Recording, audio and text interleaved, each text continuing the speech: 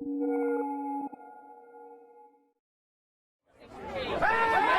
big winners from the Supreme Court's decision to uphold a key part of Obamacare are the hospitals, healthcare investors, and the more than 6 million Americans who stood to lose tax credits. Hospital stocks like Community Health Systems, Tenet, and Hospital Corporation of America rocketed higher, with some of them hitting all-time highs. Also rising, but not by as much, health insurers led by Centene, United Health, and Humana. Reuters correspondent Caroline Humer explains why hospitals were the big beneficiaries. Those subsidies over the last year and a half have driven in millions of new patients. Their profits have been up quarter after quarter. They say that the volume is up and that they're getting paid. And that's really why those stocks are going up. The court ruled 6-3 that the Affordable Care Act may provide tax credits to help low and middle class Americans buy health insurance.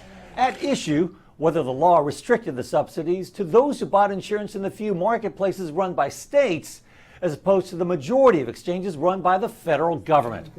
The decision means all subsidies will remain in place.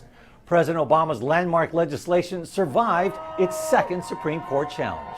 The Affordable Care Act is here to stay.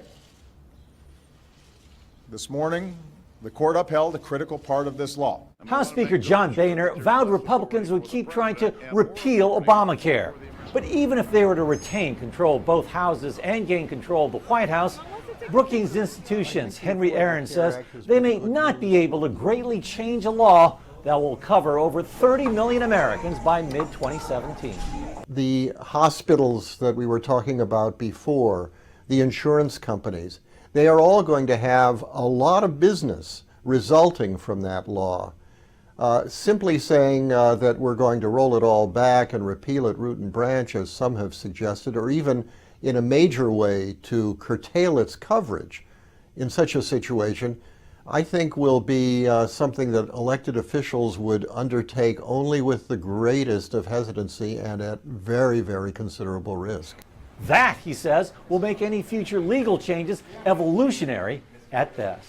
My first time ever meeting.